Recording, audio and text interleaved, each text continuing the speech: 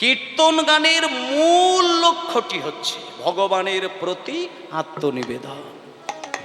আত্মনিবেদন যেদিন আসবে সেদিন আপনি একবার কৃষ্ণ বলবেন, চোখ থেকে কয়েক হাজার ফোঁটা জল গড়িয়ে যাবে। অনুরাগী ভক্ত কৃষ্ণ বলতে গিয়ে বুক চাপড়ে কান্নাকাটি করেন, ভক্ত ভগবান মিলন ওই জায়গায় হয়। তাই মায়েরা, যে কথাটি বলছিলাম,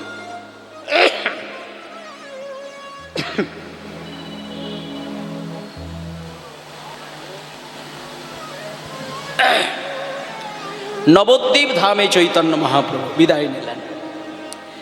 নদিয়ার নবদ্বীপ থেকে সচিমাকে ছেড়ে, বিষ্ণুপ্রিয়া দেবীকে ছেড়ে চৈতন্য মহাপ্রভু কয়েকটা মাস পরে সন্ন্যাসী হয়ে বেরিয়ে গেলেন। মায়েদেরকে একটা কথা বলি, যতদিন নিমাই সন্ন্যাসী হয়েছিলেন নি ততদিনে কিন্তু চৈতন্যদেব কিন্তু নামটি হয়নি। গৌরাঙ্গ ছিল, নিমাই ছিল, গোরা হয়তো বলতো, কেউ হরি গৌর হরি বলতেন, কিন্তু শ্রীকৃষ্ণ চৈতন্য মহাপ্রভু এই নামটি সন্ন্যাস ধর্ম নেওয়ার সঙ্গে সঙ্গে হলেন। কে নাম দিলেন? কেশব ভারতী মহারাজ নামকরণ করলেন। কেশ মুন্ডন করে যেদিন তিনি সন্ন্যাসী হয়ে বেরিয়ে গেলেন সেই দিন নিমাইয়ের বয়স ছিল 24 বৎসর। একটু ইতিহাসের এই সামান্য সামান্য কথাগুলো একটু মন দিয়ে শুনতে হবে, কারণ কলিযুগের মানুষ তো। নারায়ণ সম্পর্কে যদি আমাদের ধারণা একটু কমও থাকে, রামচন্দ্র সম্পর্কে যদি আমাদের জ্ঞান একটু কমও থাকে, কৃষ্ণ সম্পর্কে যদি আমাদের চেতনা একটু কমও হয়, গৌর সম্পর্কে যদি চেতনাটা অগাধ হতে পারে, তাহলে কিন্তু আপনি সব কিছুরই অধিকারী হয়ে গেলেন। যে গৌরকে চেনে সে সব কিছুকেই চেনেন, এটা আমার কথা নয় মায়েরা। যে গৌরকে জানেন সে সকলকে জানেন, আর যে গৌরকে জানেন না সে সব কিছুকে জানলেও তার সব জানাই কিন্তু অন্ধের মতন হয়ে যায়। এটা আপনাদেরকে বলে দিলাম, এই কথাগুলো একটু সুন্দর করে মেনে চলবেন। আপনি গৌর সম্পর্কে কতটুকু জানলেন এইটা সব সময় বিচার করে চলবেন। তাহলে আমি একটুখানি কথা বলি। 24 বছর বয়সে মাঘ মাসে বিষ্ণুপ্রিয়া দেবী সচিমাকে ছেড়ে নবদ্বীপের মানুষকে কাঁদিয়ে বাঙালির জীবন থেকে তিনি সন্ন্যাসী হয়ে বেরিয়ে গেলেন। কোথায়? পুরীর মন্দিরে। এবং পুরীর মন্দিরে যদি কোনোদিন আপনারা যান, কয়েকটা জিনিস অবশ্যই দেখে আসবেন। 1 নম্বর হচ্ছে সিদ্ধ বকুল গাছ, ওটা আপনারা দর্শন করে আসবেন। 2 নম্বর হচ্ছে গম্ভীরা মন্দির, সেইখানে প্রণাম করে আসবেন। কতকগুলো জিনিস আমাদের দেখার প্রয়োজন। সিদ্ধ বকুল গাছের তলায় হরিদাস ঠাকুর যতদিন ছিলেন 3 লক্ষ নামে বুক ভাসিয়ে ওই বকুল গাছের তলায় তিনি কাঁদতেন। মহাপ্রভু 1000 বার হরিদাসকে বলেছিলেন, হরিদাস তুমি আমার সঙ্গে চলো, জগন্নাথের সামনে থেকে তোমাকে জগন্নাথ দর্শন করাবো। কিন্তু হরিদাস একটাই কথা বলতেন যে প্রভু, আমি যবনরাজের ঘরে জন্ম নিয়েছি, আমি এই গাছের তলা ছেড়ে আমি কোনোদিন ওই জগন্নাথের কাছে যাওয়ার মতন আমি অধিকারী হতে এখনো পারি না। তাহলে যে হরিদাস ঠাকুর একদিনের মধ্যে 3 লক্ষ বার নাম করেন, সেই হরিদাস জগন্নাথকে দেখতে যাবেন এই ক্ষমতা নিজে তৈরি করতে পারেননি। এটা তিনি বলেছেন মহাপ্রভুকে। কোথায় তিনি কাটিয়েছিলেন? সিদ্ধ বকুল গাছের তলায় তিনি কাটিয়েছিলেন। সেই গাছের তলাটা একবার আপনারা যাবেন, প্রণাম করে আসবেন, গড়াগড়ি দিয়ে আসবেন, মহাপ্রভুকে হৃদয়ে ধারণ করে বাড়িতে আসবেন। ওই সমস্ত জায়গার মহিমা যারা ভক্ত হয় তারা সেইখানে গেলেই কিন্তু পাগল হয়ে নীরবে কাঁদে। এখনো সেইখানে গেলে মহাপ্রভুকে দেখা যায়, এখনো সেখানে গেলে মহাপ্রভুর হা কৃষ্ণ বলে ক্রন্দন ধ্বনি শোনা যায়। শুধু শোনার মতন কান, দেখার মতন নয়ন যাদের হয়েছে তারা এগুলো ধরতে পারে, সবার জন্য নয়। কিন্তু সকলকে সেই জায়গায় পৌঁছানোর জন্য সংকল্প করতে হবে। আমি এ জন্মে পারবো না, পরের জন্মে হব। এখনো বৃন্দাবনে গেলে কৃষ্ণের বাঁশি শোনা যায়, এখনো বৃন্দাবনে গেলে রাধারানীর নূপুরের ধ্বনি শোনা যায়। সেই জিনিসগুলো শোনার বা দেখার অধিকারী হতে হবে, ভক্তির বাঁধনে নিজেকে বাঁধতে হয়।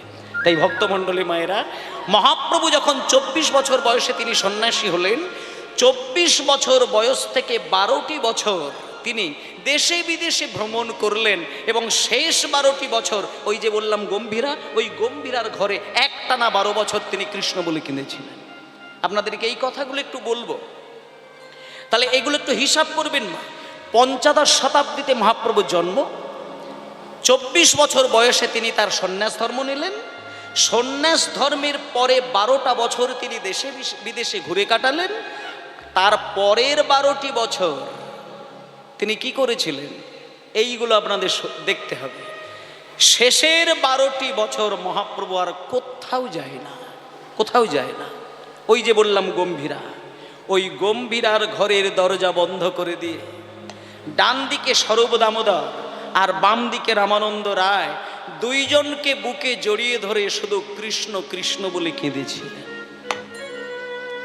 তাও কেমন ভাবে কেঁদেছিলেন? একটা মানুষ কেমন ভাবে কাঁদতে পারেন এই ধারণাটা আমাদের কতটা রয়েছে মায়েরা? যার যত বিরহের গভীরতা হোক না কেন, যত বিরহই হোক না কেন মায়েরা, দেখবেন চোখ থেকে জল কোনোদিন ঠিকরে ছুটে যায় না। কিন্তু মহাপ্রভু যখন ডান হাতে স্বরূপ দামোদরকে জড়িয়ে ধরে হা কৃষ্ণ বলে কাঁদতেন, মহাপ্রভুর একবার কৃষ্ণ বলে কান্না, চোখ থেকে জল পিচকারির মতো ঠিকরে গিয়ে স্বরূপের বদন ভিজিয়ে দিতেন।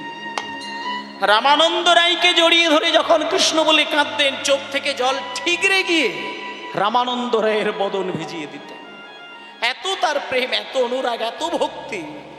শুধু রাত দিন ধরে হরে কৃষ্ণ হরে কৃষ্ণ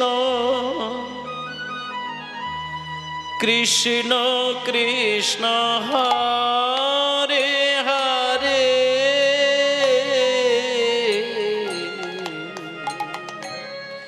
হরে রাম হরে রাম রাম রাম হরে হরে। নিতাই গৌর ব্রহ্মানন্দে হরি বল। হরে কৃষ্ণ কৃষ্ণ কৃষ্ণ হরে হরে হরি বল, হরি বল। হরে রাম হরে রাম রাম রাম হরে হরে। হরে কৃষ্ণ হরে কৃষ্ণ কৃষ্ণ কৃষ্ণ হরে হরে হরে রাম হরে রাম রাম রাম হরে হরে হরে কৃষ্ণ হরি হরি বল, হরি হরি বল। কৃষ্ণ কৃষ্ণ হরে হরে হরে রাম হরে রাম রাম রাম হরে হরে। হরে কৃষ্ণ হরে কৃষ্ণ কৃষ্ণ কৃষ্ণ হরে হরে হরে রাম হরে রাম রাম রাম হরে হরে হরে কৃষ্ণ হরে কৃষ্ণ কৃষ্ণ কৃষ্ণ হরে হরে হরে রাম হরে সবাই বলুন নিতাই গৌর হরি বল। হরে হরে। দাঁড়া বাবা, এই যে গম্ভীরার ঘরের মধ্যে 12টা বছর কি বলে বলে কেঁদেছেন? শুধু কৃষ্ণ কৃষ্ণ কৃষ্ণ কৃষ্ণ কৃষ্ণ, এর বাইরে কোনো কথা নেই। শুধু কান্না, শুধু কান্না, পাগলের মতন কান্না, পাগলের মতন কান্না। কেঁদে কেঁদে কেঁদে কেঁদে কেঁদে কেঁদে 12টি বৎসর তিনি ওই গম্ভীরার ঘরকে চোখের জলে ভিজিয়েছিলেন। সে কান্নার কথা মানুষ উপলব্ধি করতে পারবে না। কাঁদতে কাঁদতে সারা অঙ্গ ভেসে গিয়ে মন্দির প্রান্তর থেকে চোখের জল বাইরে বেরিয়ে আসতে ভক্তগণ দেখেছে কেমনভাবে তিনি কেঁদেছিলেন। তাহলে এইবার দেখুন মায়েরা, তাহলে 24 বছর বয়সে তার সন্ন্যাস ধর্ম, তার পরের 12টি বছর তিনি দেশে বিদেশে ভ্রমণ করা, আর বাকি শেষ 12টি বছর তিনি একভাবে কৃষ্ণ বলে কান্না করা। এই নিয়ে মহাপ্রভুর মোট বয়স হলো 48। এইবার যেদিন তার 48 বছর বয়স, একদিন তিনি হঠাৎই সারা দুনিয়া ছেড়ে, বাংলা ছেড়ে, আমাদেরকে ছেড়ে তিনি জগৎ ছেড়ে বিদায় নিলেন। তাহলে মহাপ্রভুর যখন 48 বছর বয়স, তিনি আমাদেরকে ছেড়ে চলে গেলেন, আর আমরা তাকে পেলাম না। তাহলে 48 বছর বয়সে যখন নিমাই চলে যায়, নিমাই চলে যাবার আরো অনেকগুলো বছর কাটার পরে, শুনুন খুব গভীর চিন্তার বিষয়, আজকের যে পালাটি বা লীলাটি আপনাদের শ্রবণ করাবো, এই কারণে আমি পালাটি আপনাদের শোনাতে চাইছি। এই যে সারাদিন ধরে কীর্তন হচ্ছে, এই কীর্তনের মূল পিতা মাতা কে ছিলেন, মানে কার হাত ধরে আমরা এত সুন্দর কীর্তনের অমৃতের মঞ্চটা পেলাম। মানে এই কীর্তন আসর সেই আসর যেখানে বসে পড়ে কাঁদলে পরে কোথাও গিয়ে কাঁদতে লাগে না। আপনি মন্দিরে কোনোদিন যেতে পারেননি, তাতে কোনো দুঃখ করার দরকার নেই। আপনি কোনোদিন জীবনে তীর্থে বেড়াতে যেতে পারেননি, দরকার নেই। আপনি বৃন্দাবনে যেতে পারেননি সারা জীবন, কিচ্ছু করার দরকার নেই। আপনার টাকার গরম থাকলে আপনি বৃন্দাবনে যেতেই পারেন, কিন্তু এটা ভাববেন না যে বৃন্দাবনে গেছেন বলে আপনি বৃন্দাবন দর্শন করলেন, তা কিন্তু নয়। বৃন্দাবন দর্শন করা আর বৃন্দাবনে গিয়ে প্রাকৃতিক ভৌগোলিক পরিবেশটাকে লক্ষ্য করা, দুটো কিন্তু এক নয়। আপনার যদি পকেটের গরম থাকে, আপনি প্রত্যেক বছর বৃন্দাবন যেতেই পারেন, কিন্তু বৃন্দাবনের প্রাকৃতিক ভৌগোলিক পরিবেশটাই দেখা হবে, কিন্তু বৃন্দাবনের আদি রসতত্ত্বটা কিন্তু হৃদয়ে কোনোদিন স্পর্শ হবে না। সেটা যেদিন হবে সেদিন বৃন্দাবনে যেতে লাগবে না, তোমার ওই তালপাতার কুঁড়ে ঘরের মধ্যে বসে হাগৌর বলে কাঁদলে সেই ব্রজের রাধা কৃষ্ণ এসে তোমার তালপাতার কুঁড়ে ঘরকে বৃন্দাবন তৈরি করে দেবে। নিতাই গৌর প্রেমানন্দে হরি বল। তাই মায়েরা 48 বৎসর বয়সে নিমাই চলে গেলেন। শোনেন, দেখতে দেখতে বেশ কয়েকটি বছর কেটে গেল। এইবার আপনাদেরকে চলুন সেই জায়গাটা নিয়ে যায়। মহাপ্রভু যে বেরিয়ে গেলেন, অনেকগুলো বছর কেটে গেল, মানুষ ভুলে গেছেন, মনে নেই। কিন্তু হঠাৎই একদিন যেই জায়গাটিতে মহাপ্রভু স্নান করেছিলেন, মায়েরা চলুন এইবার সেইখানে যায়। যেখানটা মহাপ্রভু স্নান করেছিলেন, পদ্মা নদীর জলে কৃষ্ণ কৃষ্ণ বলে কেঁদেছিলেন, সেই ঘাটের উল্টো দিকটা এখনো কিন্তু আছে, আপনারা গেলে দেখতে পাবেন। সেই ওপারে সেই জায়গাটির নাম হলো রাজশাহী জেলা। তাহলে কি জেলা বললাম? রাজশাহী জেলা। সেই রাজশাহী জেলার ভেতরে একটা ছোট্ট গ্রাম রয়েছে, যে গ্রামটির নাম হলো খেতুরি গ্রাম। এখনো যদি আপনি লোকেশন সার্চ করে দেখেন, সেইখানে দেখবেন ওই খেতুরি গ্রামটা কিন্তু আপনি পাবেন। এবং সেই খেতুরি গ্রামে যদি এখনো গিয়ে পৌঁছে যান, সবথেকে বড় কথা হচ্ছে সেই খেতুরি গ্রামের মাঝখানে গিয়ে একটা বিরাট রাজবাড়ি আপনি এখনো দেখতে পাবেন। তার থেকে বড় বিষয়, সেই রাজবাড়ির যিনি রাজা ছিলেন, যার নাম হলো কৃষ্ণানন্দ দত্ত, তার স্ত্রী হচ্ছেন নারায়ণী দেবী। যে কারণে কথাটি উঠল, নারায়ণী দেবী কেমনভাবে কৃষ্ণ বলে কাঁদতেন আর আমরা কেমন করে কৃষ্ণ বলে কাঁদি, এইটা আপনারা একটু দেখবেন। আমরা রোজ ঠাকুর ঘরে হাত জোড় করে কাঁদি, কিন্তু মায়েরা ঠাকুর ঘরে বসে কাঁদতে সবাই পারে, কিন্তু মায়া কান্না কাঁদা সহজ, প্রেমের কান্না কাঁদাটা কিন্তু সহজ কথা নয়। আপনি মন্দিরে গিয়ে কাঁদতেই পারেন, আপনি মন্দিরে গিয়ে ডালা সাজিয়ে বুক ভাসাতেই পারেন, কিন্তু আপনি যদি মন্দিরে গিয়ে থালা সাজাতে গিয়ে, ডালা সাজাতে গিয়ে, মালা ঝোলাতে গিয়ে কাঁদতে কাঁদতে যদি আপনার মায়ার কোনো যন্ত্রণার কথা মনে পড়ে যায়, তাহলে জানবেন ওটা আপনার মায়ার কান্না, ওটা আপনার প্রেমের কান্না নয়। ওই চোখের জল ভগবান কোনোদিন গ্রহণ করেন না। মায়েরা, ভগবানকে কেউ যদি প্রেমের কান্নায় এক ফোঁটা জলে ভেজাতে পারেন, ভগবান তার কাছে দেখা দেওয়া নয়, ভগবান তাকে কৃপা করা নয়, ভগবান তার কাছে নিজেকে বিক্রি করে দেন। এই জায়গাগুলো বুঝবেন। কেউ যদি প্রেমের কান্না কাঁদতে কাঁদতে ভগবানের দু চরণে দু ফোঁটা নয়নের জল দেয়, তাহলে সেই ভগবান তার কাছে ধরা দেয়, বাঁধা পড়ে যায়, নিজেকে বিক্রি করে দেয়।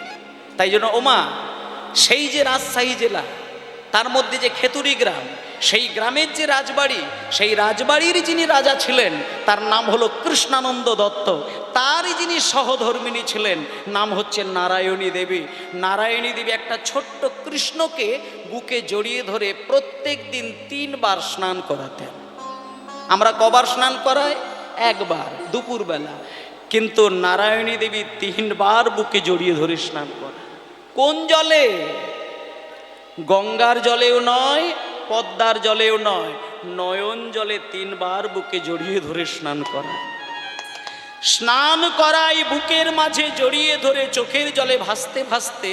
আর একটা কথা শুধু নারায়ণী দেবী বলেন, হে ঠাকুর, এই যে আমি কেঁদে কেঁদে তোমার সেবা দিলাম, আমি কিচ্ছু চাই না, কিচ্ছু চাই না। আমি শুধু একটা জিনিস চাই, তুমি আমার গর্ভে এমন একটা ছেলেকে পাঠাও, যে ছেলেটা জন্মের পর থেকে যেন তোমাকে সেবা দিতে পারে ঠাকুর। আমি আর কিচ্ছু চাই না। আমরা ভগবানের কাছে সন্তান চাই বৃদ্ধ বয়সে নিজের খাবার জন্য, বংশ রক্ষার জন্য, ব্যবসা রক্ষার জন্য, বৃদ্ধ বয়সে খেতে পাবার জন্য। কিন্তু নারায়ণী দেবী ওইগুলো চায় না। তিনি রাজার স্ত্রী, তিনি রাজার স্ত্রী, তিনি রানী। তিনি মনে করলে একটা ছেলে চাইতেন বংশকে রক্ষা করার জন্য, তিনি ওটা বলেননি।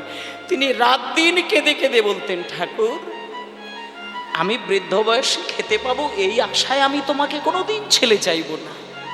আমার পেটে, আমার গর্ভে তুমি যে ছেলেটিকে পাঠাবে, সেই ছেলেটা জন্মের পর থেকে সে যেন শুধুই তোমার সেবা দিতে পারে ঠাকুর, আমাকে সেবা দিতে হবে না। দেখতে দেখতে দেখতে দেখতে নারায়ণী দেবী গর্ভবতী হলেন। সেই নারায়ণী দেবীর গর্ভে রাজপ্রাসাদ আলো করে একটা ছেলে জন্ম নিলেন। মা বাবা আদর করে সেই ছেলেটির নাম রেখেছেন নরোত্তম। রাজশাহী জেলায় আছে খেতুরি গ্রাম, হরি হরি জেলায় আছে খেতুরি গ্রাম, রাজশাহী জেলায় আছে খেতুরি গ্রাম, রাজশাহী জেলায় আছে খেতুরি গ্রাম। আর কি অপূর্ব শোভা তার অতি মনোরম, শোভাতার অতি মনোরম, ওই কি অপূর্ব শোভা তার অতি মনোরম, অপূর্ব শোভাতার অতি মনোরম, কি অপূর্ব শোভা তার অতি মনোরম।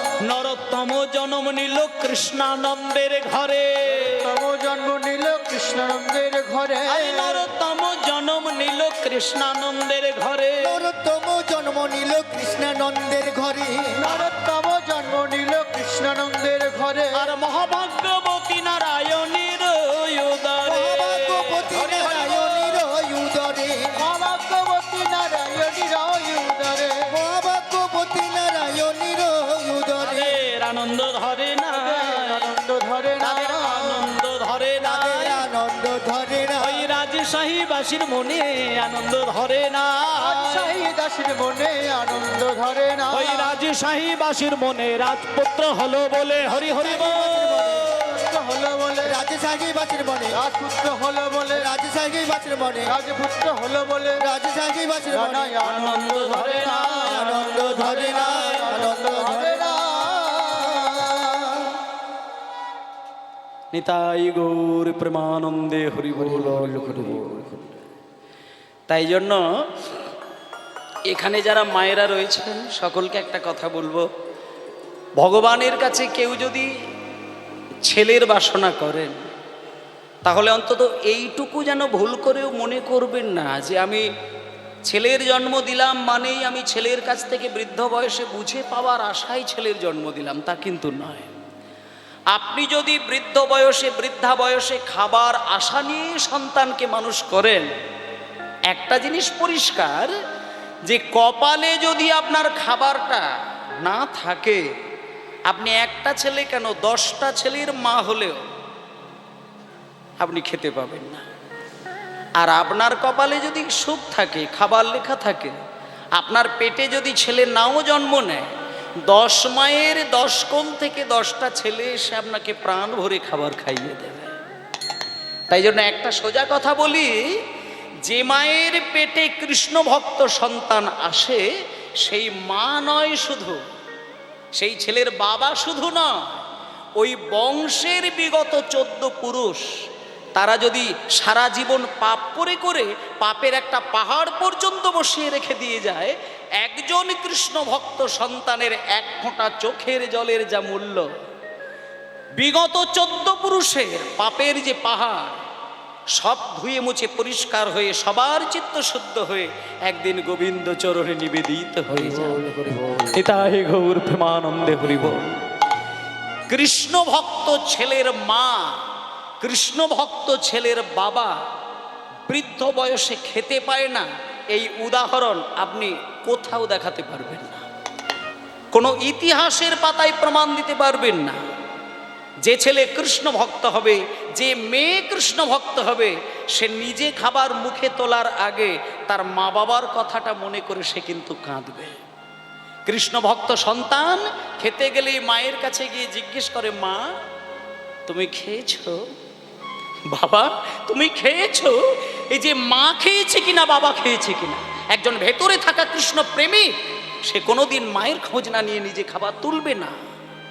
কিন্তু যদি কোনোদিন দেখেন গলা ভর্তি তুলসী কাঠের মালা, দ্বাদশ সঙ্গে তিলক সেবা করা, ধুতি পাঞ্জাবি পরা, জপমালায় নাম করা, কিন্তু মাকে বাবাকে খেতে দেয় না, ও কপট, ও কৃষ্ণ ভক্ত নয়।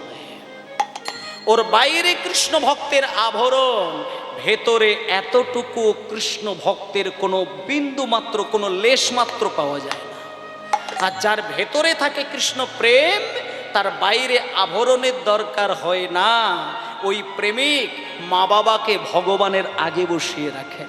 তাই ভক্তমণ্ডলী, মা গো, আজকে যে ছেলেটি জন্ম নিয়েছে নাম হচ্ছে নরোত্তম। আজকে নরোত্তমের দেখতে দেখতে দেখতে দেখতে বয়সটা ক্রমশ বাড়ছে। ওমা 6 মাস গড়িয়ে গড়িয়ে 1 বছর হলো, 1 বছর গড়িয়ে গড়িয়ে 4 বছর হয়ে গেল, 4 বছর গড়িয়ে গড়িয়ে যখন 5 বছর হয়ে গেল, বাবা একদিন নরোত্তমকে কাছে নিয়ে মনে মনে চিন্তা করছে, খোকা রে, এই খোকা, আমার টাকা পয়সার অভাব নেই, তোকে মানুষ করার জন্য আমার অনেক টাকা রয়েছে, পয়সা রয়েছে, সোনাদানা রয়েছে, গয়নাগাটি রয়েছে, জমি জায়গা রয়েছে, কিন্তু একটা কথা বলি খোকা, শোন, আমি তোকে ডাক্তার, মাস্টার, উকিল, ব্যারিস্টার, ইঞ্জিনিয়ার, এই এখনকার দিনের যেটা, মায়েরা, ছেলেকে যদি টাকার মেশিন বানানো হয়, সেই মা বাবা মনে মনে চিন্তা করেন যে আমি একটা আদর্শ ছেলের মা হলাম কি বাবা হলাম। কিন্তু একটা কথা বলি মা, টাকার মেশিন বানাতে পারেন আপনি, কিন্তু একটা মানুষ বানাতে কিন্তু পারলেন না। কারণ একটা জিনিস জানতে হবে, যে মানুষের হৃদয় রয়েছে কিন্তু মেশিনের হৃদয় কিন্তু নেই। মেশিন হয়তো অনেক টাকা রোজগার করতে পারে, মেশিন হয়তো অনেক কাজ করে দেখাতে পারে, কিন্তু মেশিনের তো হৃদয় থাকে না, কিন্তু মানুষের একটা হৃদয় রয়েছে। তাই ভক্তমণ্ডলী মায়েরা, আজকে নরোত্তমে যখন 5 বছর বয়স, নরোত্তমের বাবার নামটা কি বলেছিলাম মায়েরা, বাবার নাম কি বলেছিলাম নরোত্তমের? কৃষ্ণানন্দ দত্ত। এইবার শোনেন, যখন নরোত্তমের 5 বছর বয়সটা গড়িয়ে গেল, একদিনকে নরোত্তমের বাবা মনে মনে চিন্তা করে নিলেন যে আমি আমার ছেলেকে লেখাপড়া শেখাতে গিয়ে আমার যদি রাজ সর্বস্ব বিকিয়েও যায়, যাই যাক, কিন্তু আমি ছেলেকে ওই ডাক্তার মাস্টার নয়, ছেলেকে আমি পণ্ডিত তৈরি করব, পণ্ডিত তৈরি করব। আমার ছেলে পণ্ডিত হবে, এর জন্য আমি বাবা হয়ে যা করতে হয় তাই করব। এই বলে মায়েরা নরোত্তমকে কোলে করে নিয়ে চলে গেলেন কোথায়? রাজশাহী জেলার মধ্যে সর্বশ্রেষ্ঠ একজন জ্ঞানী মহাপণ্ডিত, যার নাম হলো কৃষ্ণদাস পণ্ডিত। এখানে কিন্তু একটা বিষয় আছে বাবা, বাবার নাম হচ্ছে কৃষ্ণানন্দ দত্ত, আর মাস্টার মশাইয়ের নাম কিন্তু কৃষ্ণানন্দ নয়, কৃষ্ণদাস পণ্ডিত। নামের বিষয়টা প্রায় কাছাকাছি, এক বাবার নাম কৃষ্ণানন্দ আর মাস্টার মশাইয়ের নাম হচ্ছে কৃষ্ণ দাস পণ্ডিত। এবার কৃষ্ণদাস পণ্ডিতের কাছে বাবা যখন নরোত্তমকে কোলে করে নিয়ে হাজির হলেন, তখন ছেলেকে পাশে বসিয়ে রেখে দিয়ে বাবা বলছেন, মাস্টার মশাই, আর এই যে ছেলেটা দেখতে পাচ্ছেন এ হচ্ছে আমার ছেলে, আর এর নাম হলো নরোত্তম। তা আমি যেহেতু ওর বাবা, আমি বাবা হয়ে আপনাকে একটা দায়িত্ব দিয়ে যাচ্ছি। আমি শুনেছি আপনি নাকি এই রাজশাহী জেলার মধ্যে একজন জ্ঞানীগুণী মহাপণ্ডিত, তাই আপনি আমার ছেলেকে পণ্ডিত তৈরি করে দেবেন, তাতে আপনার যত কিছু অভাব আছে আমি আপনার পূরণ করে দেব। এই বলে দিয়ে যখন বাড়িতে চলে এলেন, মাস্টার মশাইয়ের প্রথম যে কাজ, নরোত্তমকে কাছে ডেকে নিয়ে বলছেন, নরোত্তম শোনো, কাছে এসো, আমি সবার প্রথমে তোমায় জিজ্ঞেস করব তোমার বাবা কি করেন সেটা আগে বলো। তখন নরোত্তম বলছেন, বাবা ঠাকুর, আমার বাবা তো একজন রাজামশাই, আমি তো রাজার ছেলে। ও আচ্ছা, তুমি তার মানে রাজার ছেলে, তার মানে রাজপুত্র। বাহ, কিন্তু খোকা একটা কথা তুমি মাথায় রেখো, আমার কাছে রাজার ছেলে আসলে পরে তাকে আমি কোলে করে জড়িয়ে ধরে আদর করব, আর ওই ভিখারির ছেলেগুলো আসলে পরে তাকে শুধু ছড়ি পেটা করব, এটা আমি কিন্তু ওই জাতের মাস্টার মশাই নয়। আমার কাছে একটাই সংবিধান, রাজার জন্যে যে আইন আর পথের ভিখারির জন্যেও সেই আইন। তখন নরোত্তম বলছেন, বাবা ঠাকুর, তার মানে আপনি আমায় কি বলছেন বলুন। তার মানে আমি বলতে চাইছি যে আমার কাছে যারা লেখাপড়া শিখতে আসে, ও রাজা জমিদার বলে আমি আলাদা করে দেখি না। আমার ওই যে ছোট্ট একটা বেদি রয়েছে না, ওই বেদির ওপরে তাকে প্রথম দিনে দাঁড় করায়, আর ওই বেদিতে দাঁড় করিয়ে ছোট্ট একটা পরীক্ষা করে নিই। সেই পরীক্ষায় যে পাশ করবে তাকে আমি বাড়িতে রাখি, আর যে পাশ না করবে আমি আমার এই রাজপ্রাসাদ থেকে বাইরে বার করে দিই। যখনই বলেছে ওই বেদিতে দাঁড় করিয়ে পরীক্ষা, তখন নরোত্তম বলছেন, বাবা ঠাকুর ঠিক আছে, আপনি বলুন, আমাকে যদি পরীক্ষা দিতে হয় তাহলে আমি প্রস্তুত, আপনি বলুন আমায় কি পরীক্ষা দিতে হবে। তুমি পরীক্ষা দেবে? হ্যাঁ আমি পরীক্ষা দেব। আপনি বলুন আমায় কি পরীক্ষা দিতে হবে। শোনো, এই বেদির উপরে উঠে বসো, এখানে উঠে দাঁড়া, আর তোমার পরীক্ষাটা এমন কিছু বিষয় নয়, খুব সহজ একটি পরীক্ষা। ক খ গ ঘ উঙ, এই যে 5টি বর্ণ, এই 5টি বর্ণ দিয়ে তুমি একটা কবিতা রচনা করে শোনাবে। তুমি যদি কবিতাটা শোনাতে পারো তাহলে তুমি থাকবে, যদি কবিতা না শোনাতে পারো তুমি বেরিয়ে যাবে।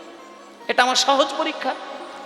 কিন্তু মায়েদেরকে একবার একটা কথা বলি, আপনাদের পাড়ায় যদি 5-6 বছরের কোনো ছেলে বা মেয়ে থাকে না, আপনি জিজ্ঞেস করে দেখবেন তো, কয়ে কবিতা নয়, শুধু বলবেন কয়ে শব্দ, ক দিয়ে একটি শব্দ বলতে বলবেন, তাতেই দেখে নেবেন কে কি বলে।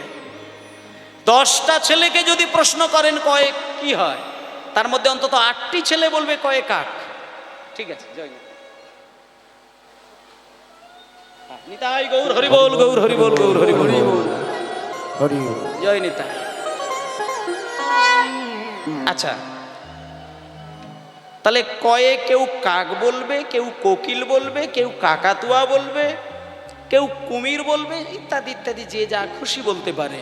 কিন্তু নরোত্তমের ক্ষেত্রে মায়েরা, ওমা ওমা, কয়ে এখানে কিন্তু ওই মানে নরোত্তমকে কিন্তু শব্দ বলতে বলেননি, নরোত্তমকে বলেছে সুন্দর করে কবিতা, ক খ গ ঘ, এইভাবে সাজিয়ে সাজিয়ে কবিতা।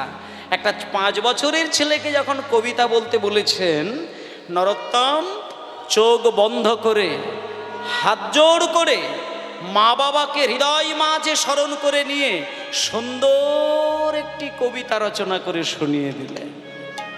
মানে এটা আমাদের কাছে একটা পাওনা যে 5 বছরের ছেলের হৃদয় থেকে এত সুন্দর কবিতা আসে কি করে। কিন্তু তিনি শুরু করলেন, তিনি হাত জোড় করে বলে উঠলেন, কয়ে কলি যুগে শ্রীকৃষ্ণ চৈতন্য অবতার, হরি হরি বল। যুগে শ্রীকৃষ্ণ চৈতন্য অবতার, কয়েক কলি যুগে শ্রীকৃষ্ণ চৈতন্য অবতার, কলি যুগে শ্রীকৃষ্ণ চৈতন্য অবতার, কলি যুগে শ্রীকৃষ্ণ চৈতন্য অবতার, কলি যুগে শ্রীকৃষ্ণ চৈতন্য অবতার। যে নদী কোনো দিন নিজে থেকে কোনোদিন কারোর সঙ্গে কথা বলেনি, আজকে সেই নদীও পর্যন্ত কথা বলা শুরু করলেন। মায়েরা শোনে, ভক্তির এত ক্ষমতা যে পাথর পর্যন্ত কথা বলে, আর অভক্তি যদি হৃদয়ে থাকে, এত সুন্দর হৃদয় তখন পাথরও হয়ে যায়। আজকে নদী কোনোদিন কথা বলেনি, আজকে সেই নদীও পর্যন্ত মহাপ্রভুকে ডেকে কথা বললেন। কেন বললেন? তার একটা যুক্তিপূর্ণ কারণ রয়েছে। যখন মহাপ্রভু জল ওই মিশিয়ে দিয়ে বললেন যে নরোত্তম যেদিন আসবে তার হৃদয়ে মাখিয়ে দেবে, সঙ্গে সঙ্গে মহাপ্রভু জল থেকে যখন ওপরে উঠতে যাবেন, পদ্মা নদী মহাপ্রভুর চরণ দুটো জড়িয়ে ধরলেন। প্রভু, এই যে আমার জলে তোমার চোখের জলটা মিশিয়ে দিলে, আমি কথা দিলাম এই জলটা নরোত্তমকে দেব, কিন্তু ওই যে তুমি বললে যে 5-6 বছরের ছোট্ট একটা বালক আমার জলে স্নান করবে, কিন্তু প্রভু এমনও তো হতে পারে যে ওই ছোট্ট ছেলে নরোত্তম যেদিন স্নান করতে প্রথম আসলো, তার সঙ্গে যদি আরো 10টা ছেলে আসে, আর ওই তাদেরও বয়স যদি 5-6 বছর হয়, তাহলে আমি ওই 11টি ছেলেকে দেখে আমি চিনব কি করে যে কোন ছেলেটার নাম নরোত্তম? আমার যদি এই চোখের জলটা, প্রেমটা নরোত্তমকে না দিয়ে যদি ভুল করে কাউকে দিয়ে দিই, তাহলে তো প্রভু আমার কথার খেলা হয়ে যাবে প্রভু।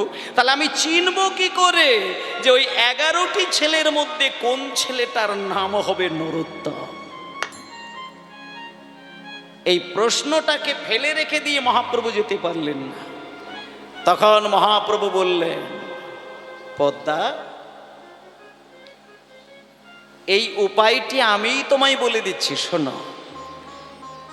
নরোত্তমের বয়স যখন 6 বছর হবে, সে যেদিন তোমার জলে প্রথম স্নান করবে, তার সঙ্গে 10টা ছেলে কেন 10,000টি ছেলেও যদি আসে, 10,000 ছেলে আর নরোত্তম সকলের বয়স যদি একই হয়, ওই 10,000 ছেলের যেটা থাকবে না নরোত্তমের সেটা থাকবে।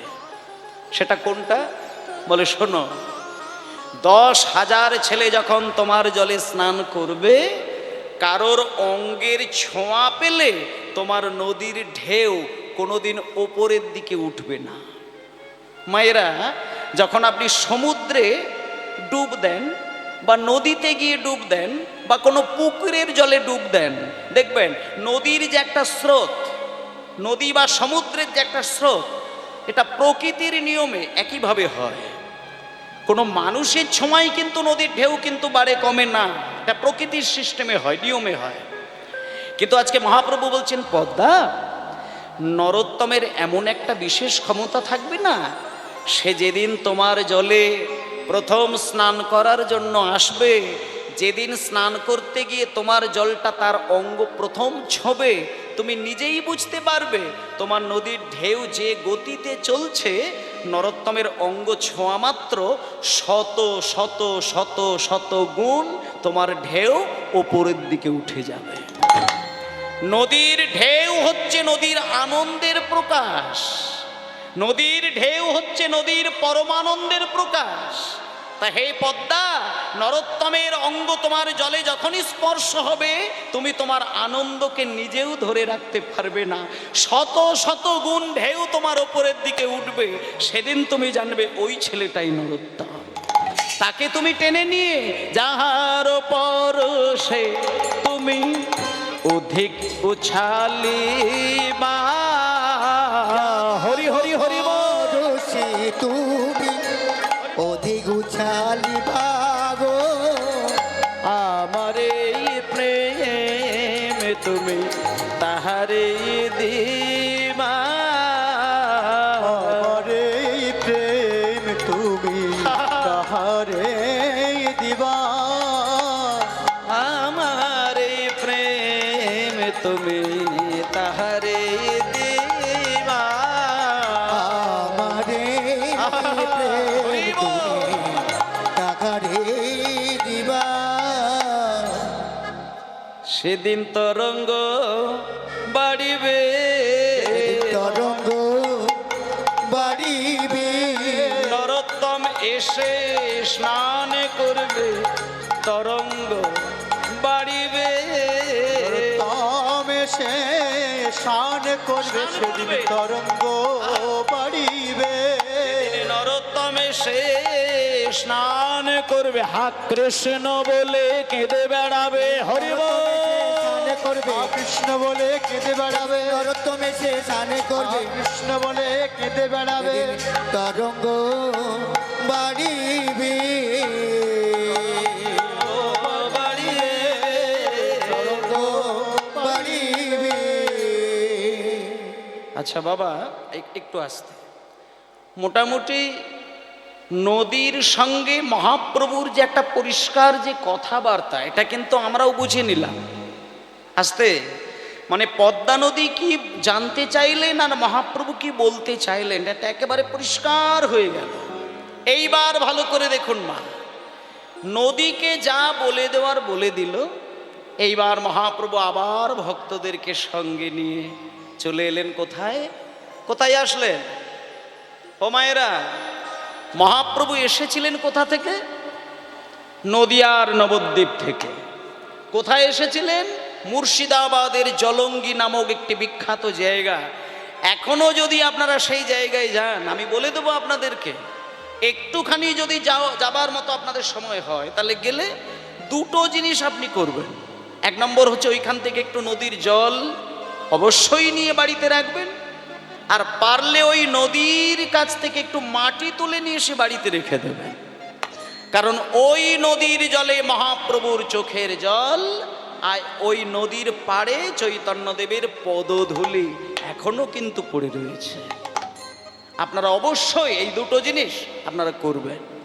মহাপ্রভু এই সমস্ত কর্ম সেরে যখন বাড়িতে আসলেন, তার কয়েকটি মাস পরে তিনি সন্ন্যাসী হয়ে বিদায় নিলেন। সুন্দর করে ব্যাপারটাকে একটু মায়েরা পরিষ্কার করে নিজের হৃদয়ের মধ্যে আস্বাদন করবেন।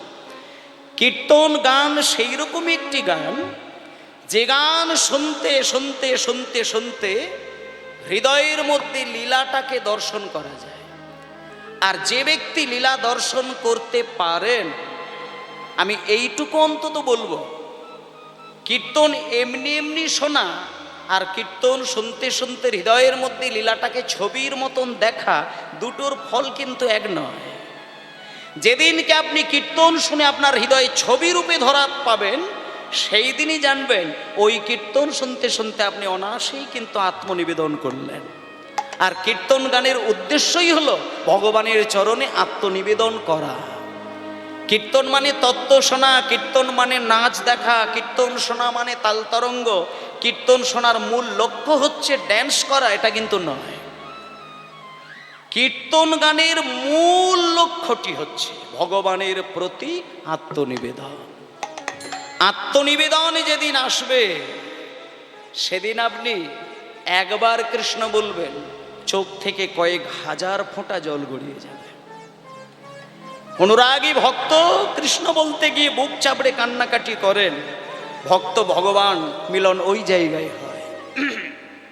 তাই মায়েরা, যে কথাটি বলছিলাম,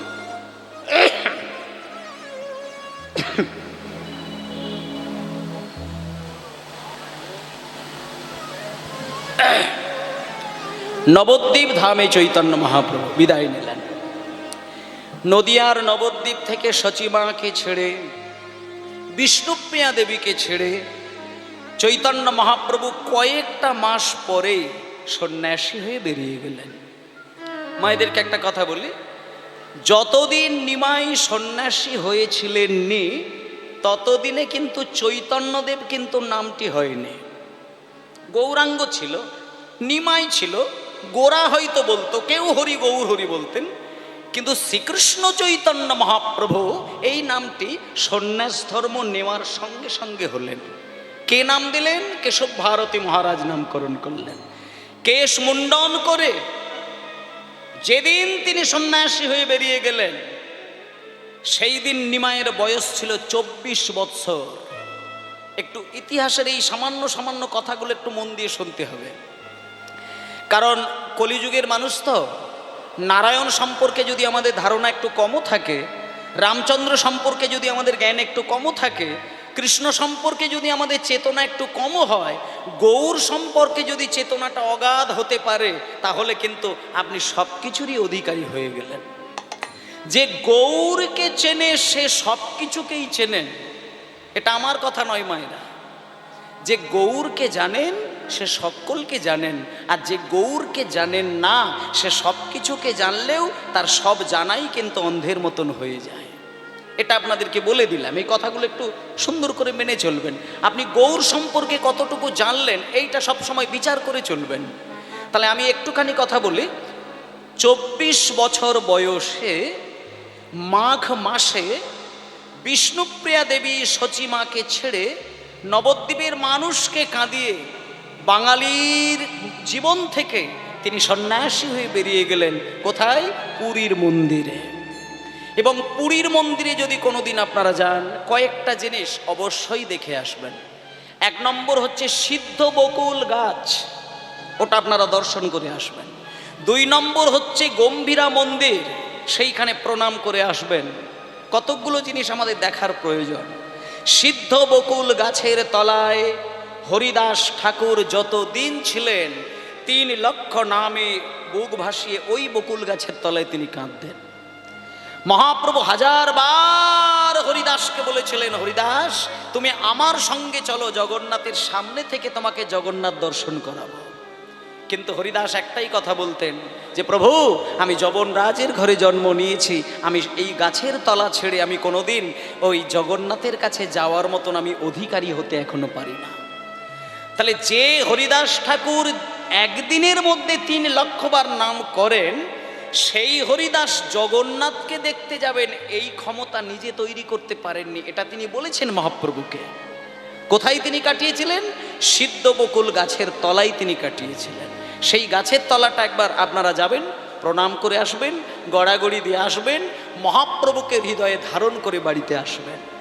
ওই সমস্ত জায়গার মহিমা যারা ভক্ত হয় তারা সেইখানে গেলেই কিন্তু পাগল হয়ে নীরবে কাঁদে। এখনো সেইখানে গেলে মহাপ্রভুকে দেখা যায়, এখনো সেখানে গেলে মহাপ্রভুর হাকৃষ্ণ বলে ক্রন্দন ধ্বনি শোনা যায়। শুধু শোনার মতন কান, দেখার মতন নয়ন যাদের হয়েছে তারা এগুলো ধরতে পারে, সবার জন্য নয়। কিন্তু সকলকে সেই জায়গায় পৌঁছানোর জন্য সংকল্প করতে হবে। আমি এ জন্মে পারবো না, পরের জন্মে হব।